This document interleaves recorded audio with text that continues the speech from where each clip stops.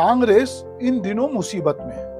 कांग्रेस पर लगातार हमले हो रहे हैं और जो नेशनल हेराल्ड अखबार है उसकी जमीन को लेकर इधर के दिनों में राहुल गांधी, सोनिया गांधी पे केस रजिस्टर्ड हुआ है। नेशनल हेराल्ड जो है वो नेहरू जी द्वारा चालू किया गया अखबार था आजादी के समय, पर बाद में लगातार उसमें यंग इंडिया का इन्वॉल्वमेंट होता है, जमीनों की हेराफेरी होती है, ऐसा सरकार का आरोप है और अभी उनके खिलाफ मुकदमा लगा हुआ है। इस बीच में जो कांग्रेस के नेता है राहुल गांधी, उन्होंने सोशल मीडिया प्लेटफॉर्म एक्स पर एक पॉडकास्ट का वीडियो शेयर किया है। ये वीडियो में वो कह रहे हैं कि उन्होंने राजनीति उनके लिए सत्ता या छवि बनाने का माध्यम नहीं है, बल्कि यह सच की तलाश है। उन्होंने अपने परिवार की विरासत और विचारधारा का भी विस्तार से वर्णन किया है। राहुल गांधी ने कहा है कि भारत के पहले प्रधानमंत्री जवाहरलाल नेहरू ने मुझे राजनीति नहीं बल्कि डर का सामना करना और सच के साथ खड़ा होना सिखाया। नेहरू ने हमें सिखाया कि कैसे अत्याचार का विरोध करना चाहिए और सच के साथ खड़े रहना चाहिए। राहुल गांधी ने कहा है कि सच की खोज ही सबसे बड़ी विरासत है। उन्होंने ये भी कहा है कि यह सोच उनके परिवार की रही है।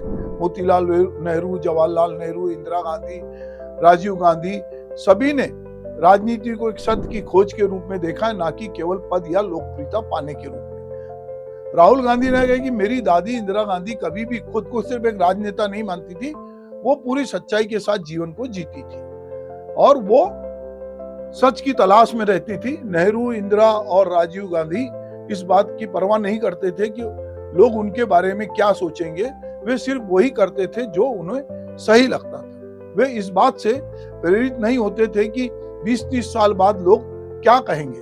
राहुल गांधी ने यह भी माना है कि आज के दौर में सच बोलना आसान नहीं है। उन्होंने कहा है कि आज लोग सच नहीं सुनना चाहते।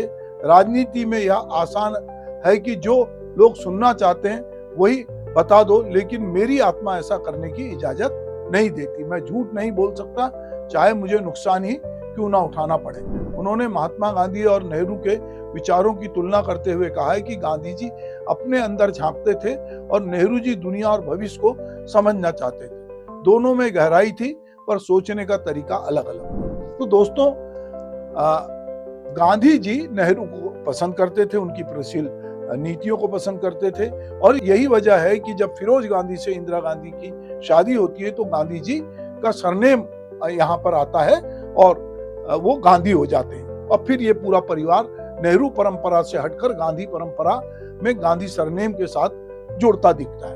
अब चूंकि लगातार पूरे नेहरू से लेकर राहुल गांधी तक, इंदिरा गांधी तक इस समय सबके निर्णय को कहीं ना कहीं चुनौती दे रही है। उनके द्वारा किए गए कामों को गलत ठहराया जा रहा है और कहा जा रहा है कि कोई कहता है कि यदि गांधी नहीं चाहते तो पाकिस्तान नहीं बनता। कोई नेहरू की आलोचना कर रहा है, जबकि नेहरू जैसा पढ़ा लिखा प्रधानमंत्री इस देश में, जिन्होंने भारत एक खोज जैसी किताब लिखी और जिस तरह से उदार थे, उन पर भी लेकर लोग बहुत सारे सवाल कर रहे हैं। इंदिरा गांधी को लेकर भी अभी हाल ही में एक फिल्म आई, वो फ्लॉप हो गई, इमरजेंसी, उसको लेकर भी बहुत सारी बातें होती है। राजीव गांधी जिन्होंने अपना जीवन गंवाया, उनको लेकर भी बात होती है। सोनिया गांधी को लेकर भी उनके विदेशी होने को लेकर बहुत लंबे समय तक बात होती रही। उनके बार बाला होने की बात भी करती रही, जो बाद में फैक्ट चेक में छूट पाया गया। अब राहुल गांधी को लेकर बात हो रही है। यही वजह है कि राहुल गांधी को अब एक्स पे जाकर इस तरह की बातें लिखनी पड़ रही है, ऐसे समय जबकि वो कहीं ना कहीं सोनिया गांधी और वो कोर्ट कचहरी के चक्कर लगाते दिखेंगे, या उनके जो घर के दामाद हैं वाड्रा, वो जो हैं वो कोर्ट में लगातार 3 दिन से उपस्थित हो रहे हैं। तो प्रियंका गांधी हो, चाहे राहुल गांधी हो, चाहे सोनिया गांधी हो, इस समय वो लगातार कहीं ना कहीं आरोपों के कटघरे में खड़े हैं। ऐसे समय में राहुल गांधी का सच का आग्रह और सच को लेकर अपनी बात कहना, कहीं ना कहीं इसके गहरे मायने हैं कि वो अपनी विरासत को याद कर रहे हैं और उसको पॉडकास्ट के जरिए वो लोगों के बीच भेज रहे हैं।